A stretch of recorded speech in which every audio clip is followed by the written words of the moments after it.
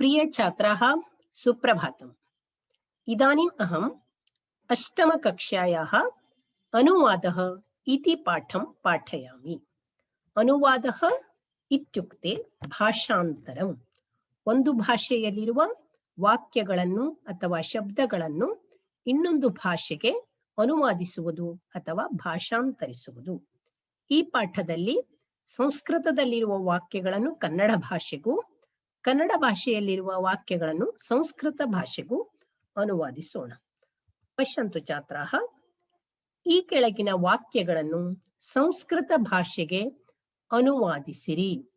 ಈ ಕೆಳಗೆ ಕೊಟ್ಟಿರುವ ವಾಕ್ಯಗಳು ಕನ್ನಡದಲ್ಲಿದ್ದಾವೆ, ಅವುಗಳನ್ನು ನಾವು ಸಂಸ್ಕೃತ ಭಾಷೆಗೆ ಅನುವಾದಿಸೋಣ. ಮೊದಲನೆಯದು, ಹಸುವು ಪೂಜನೀಯವಾಗಿದೆ. ಹಸು ಇತ್ಯುಕ್ತೆ ಧೇನು.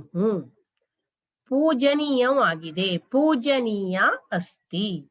ಹಸುವು ಅಥವಾ ಧೇನು ಇದೆಯಲ್ಲ, ಅದು ಸ್ತ್ರೀಲಿಂಗ, ಅದಕ್ಕಾಗಿ ಏನಾಯ್ತು ಪೂಜನೀಯ. ಧೇನು ಪೂಜನೀಯ ಅಸ್ತಿ. ಅದು ನಮಗೆ ಹಾಲನ್ನು ಕೊಡುತ್ತದೆ. ಅದು ಅಂದ್ರೆ ಇಲ್ಲಿ ಧೇನು ಸ್ತ್ರೀಲಿಂಗ ಆದ್ರಿಂದ ಸಾ ಸಾ ನಮಗೆ ಅಸ್ಮಭ್ಯಂ ಹಾಲನ್ನು ಕ್ಷೀರಂ ದದಾತಿ ಕೊಡುತ್ತದೆ. ಸಾ ಅಸ್ಮಭ್ಯಂ ಕ್ಷೀರಂ ದದಾತಿ. ತಾಯಿಯಂತೆ ನಮ್ಮನ್ನು ಪಾಲಿಸುತ್ತದೆ. ತಾಯಿ ಮಾತಾ. ತಾಯಿಯಂತೆ ಮಾತಾ ಇವ ನಮ್ಮನ್ನು ಅಸ್ಮಾನ್ ಪಾಲಯತಿ. ಮಾತಾ ಇವ ಅಸ್ಮಾನ್ ಪಾಲಯತಿ. ಎರಡನೇ ಪ್ರಶ್ನೆ ನೋಡಿ. ನನ್ನ ಪುಸ್ತಕದ ಹೆಸರು ಸಂಸ್ಕೃತ ರಶ್ಮಿ.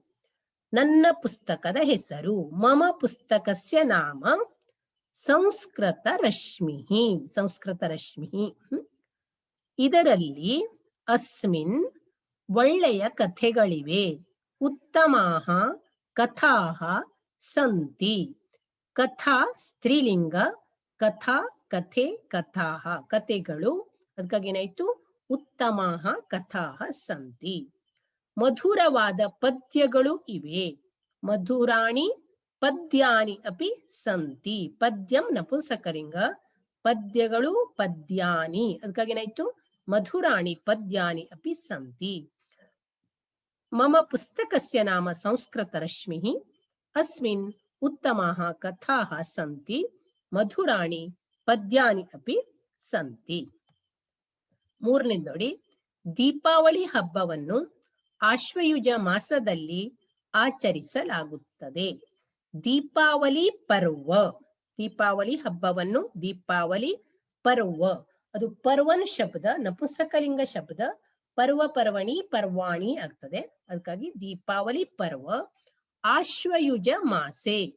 ಆಶ್ವಯುಜ ಮಾಸದಲ್ಲಿ ಹೇಳಲಿಕ್ಕೆ ಆಶ್ವಯುಜ ಮಾಸೆ ಆಚರ್ಯತೆ. ದೀಪಾವಳಿ ಪರ್ವ ಆಶ್ವಯುಜ ಮಾಸೆ ಆಚರ್ಯತೆ.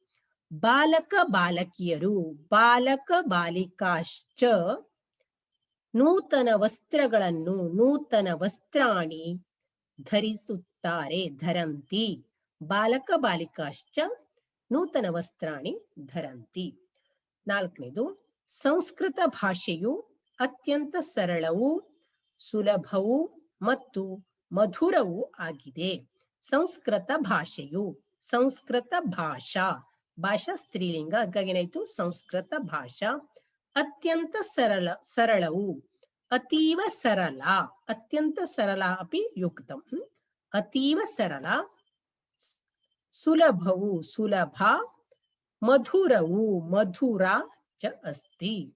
ಭಾಷಾ ಸ್ತ್ರೀಲಿಂಗ ಆದ್ರಿಂದ ಸರಳ, ಸುಲಭ, ಮಧುರ ಆಯ್ತು. ನಾವೆಲ್ಲರೂ, ವಯಂ ಸರ್ವೇ, ಈ ಭಾಷೆಯನ್ನು, ಏತಾಂ ಭಾಷಾಂ ಕಲಿತು ಪಠಿತ್ವಾ ಅಭ್ಯಸಿಸೋಣ, ಅಭ್ಯಾಸಂ ಕರವಾಮ. ಸಂಸ್ಕೃತ ಭಾಷಾ ಅತೀವ ಸರಳ, ಸುಲಭ, ಮಧುರಾ ಚ ಅಸ್ತಿ. ವಯಂ ಸರ್ವೇ ಏತಾಂ ಭಾಷಾಂ ಪಠಿತ್ವಾ ಅಭ್ಯಾಸಂ ಕರವಾಮ. ಇವಿಷ್ಟು ಕನ್ನಡದಲ್ಲಿರುವಂತಹ ವಾಕ್ಯಗಳನ್ನ ಸಂಸ್ಕೃತ ಭಾಷೆಗೆ ಅನುವಾದ ಮಾಡಾಯ್ತು. ಇನ್ನು ನೋಡಿ, ಕೆಳಗಿನ ವಾಕ್ಯಗಳನ್ನು ಕನ್ನಡ ಭಾಷೆಗೆ ಅನುವಾದಿಸಿರಿ. ಸಂಸ್ಕೃತದಲ್ಲಿರುವ ವಾಕ್ಯಗಳನ್ನ ಕನ್ನಡ ಭಾಷೆಗೆ ಭಾಷಾಂತರಿಸೋಣ. ಮೊದಲನೇದು ನೋಡಿ, ಸರ್ವೇಷು ಧನೇಷು ವಿದ್ಯಾಧನಂ ಏವ ಉತ್ತಮಂ ಧನಂ ಇತಿ ಮನ್ಯತೆ.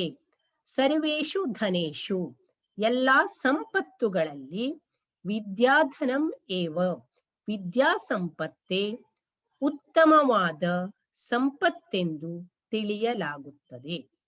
ವಿದ್ಯಾ ಏವ ವಿದ್ಯೆಯೇ ಅಸ್ಮಾನ್ ನಮ್ಮನ್ನು ಸನ್ಮಾರ್ಗೆ ಸ್ಥಾಪಯತಿ ಸನ್ಮಾರ್ಗದಲ್ಲಿ ನಡೆಸುತ್ತದೆ. ಎರಡನೇದು ನೋಡಿ, ವಸಂತಃ ಋತೂನಾಂ ರಾಜ ಅಸ್ತಿ. ವಸಂತವು ಋತುಗಳ ರಾಜನಾಗಿದೆ. ವಸಂತಃ ಋತೂನಾಂ ರಾಜ ಅಸ್ತಿ. ಅಸ್ಮಿನ್ ಏವ ಋತೌ ಈ ಋತುವಿನಲ್ಲಿಯೇ ಯುಗಾರಂಭ ಭವತಿ ವರ್ಷವು ಪ್ರಾರಂಭವಾಗುತ್ತದೆ. ಸರ್ವತ್ರ ಎಲ್ಲಾ ಕಡೆ ವೃಕ್ಷಾಹ ಮರಗಳು, ಲತಾಶ್ಚ ಬಳ್ಳಿಗಳು, ಪುಷ್ಪಿತಾಹ ಭವಂತಿ ಹೂವನ್ನು ಬಿಡುತ್ತವೆ. ಪ್ರಕೃತಿಯು ಅತ್ಯಂತ ಮನೋಹಾರಿಣಿ ಭವತಿ ಅತ್ಯಂತ ಸುಂದರವಾಗಿರುತ್ತದೆ, ಮನೋಹರವಾಗಿರುತ್ತದೆ. ಪ್ರಕೃತಿ ಸ್ತ್ರೀಲಿಂಗ ಅಥವಾ ಅತ್ಯಂತ ಮನೋಹಾರಿಣಿ ಆಗಿದೆ. ವಸಂತವು ಋತುಗಳ ರಾಜನಾಗಿದೆ. ಈ ಋತುವಿನಲ್ಲಿಯೇ ವರ್ಷವು ಪ್ರಾರಂಭವಾಗುತ್ತದೆ. ಎಲ್ಲಾ ಕಡೆ ಮರಗಳು, ಬಳ್ಳಿಗಳು ಹೂವನ್ನು ಬಿಡುತ್ತವೆ. ಪ್ರಕೃತಿಯು ಅತ್ಯಂತ ಸುಂದರವಾಗಿರುತ್ತದೆ. ಮುಂದೆ ನೋಡಿ, ಭೋಹೋ ಛಾತ್ರಾಃ ಮಾತಾಪಿತರೌ ಗುರುಂ ಚ ನಮತ. ವಿದ್ಯಾರ್ಥಿಗಳೇ, ಮಾತಾಪಿತರೌ ತಂದೆ ತಾಯಿಗಳಿಗೆ, ಗುರುಂ ಗುರುಗಳಿಗೆ ನಮಿಸಿರಿ. ಸತ್ಪ್ರಜಾಃ ಭೂತ್ವಾ ಸತ್ಪ್ರಜೆಗಳಾಗಿ, ಭಾರತಸ್ಯ ಅಭಿವೃದ್ಧಯೇ ಭಾರತದ ಅಭಿವೃದ್ಧಿಯಲ್ಲಿ, ಪ್ರಯತ್ನಶೀಲಾಃ ಭವತ ಪ್ರಯತ್ನಶೀಲರಾಗಿರಿ. ವಿದ್ಯಾರ್ಥಿಗಳೇ, ತಂದೆ ತಾಯಿಗಳಿಗೆ, ಗುರುಗಳಿಗೆ ನಮಿಸಿರಿ. ಸತ್ಪ್ರಜೆಗಳಾಗಿ ಭಾರತದ ಅಭಿವೃದ್ಧಿಯಲ್ಲಿ ಪ್ರಯತ್ನಶೀಲರಾಗಿರಿ. ನಾಲ್ಕನೇದು ನೋಡಿ, ಅಸ್ಮಾಕಂ ಶಾಲಾಯಾಃ ಛಾತ್ರಾಃ ಮೃಗಾಲಯಂ ದ್ರಷ್ಟುಂ ಮೈಸೂರು ನಗರಂ ಅಗಚ್ಚನ್. ಅಸ್ಮಾಕಂ ಶಾಲಾಯಾಃ ಛಾತ್ರಾಃ ನಮ್ಮ ಶಾಲೆಯ ವಿದ್ಯಾರ್ಥಿಗಳು, ಮೃಗಾಲಯಂ ದ್ರಷ್ಟುಂ ಮೃಗಾಲಯವನ್ನು ನೋಡಲು, ಮೈಸೂರು ನಗರಂ ಮೈಸೂರು ನಗರಕ್ಕೆ, ಅಗಚ್ಚನ್ ಹೋದರು.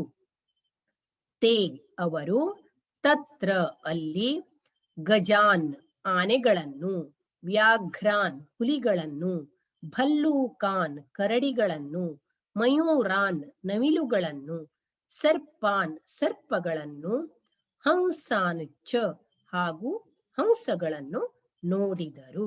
ಅಪಶ್ಯನ್ ಮತ್ತೆ ಅಗಚ್ಚನ್ ಇದೆಲ್ಲ ಲಂಗ್ ಲಕಾರದಲ್ಲಿ ಭೂತಕಾಲದಲ್ಲಿ ಇದೆ. ಈಗಾಗಲೇ ನೀವು ಲಕಾರಗಳನ್ನ ಕ್ರಿಯಾಪದ ಪಾಠದಲ್ಲಿ ಕಲ್ತಿದ್ದೀರಿ. ಇಲ್ಲಿಗೆ ಅನುವಾದಃ ಇತಿ ಪಾಠಂ ಸಮಾಪ್ತಂ. ವಯಂ ಪುನರ್ಮಿಲಾಮ. ಸರ್ವೇಭ್ಯೋ ಧನ್ಯವಾದಾಃ ಛಾತ್ರಾಃ.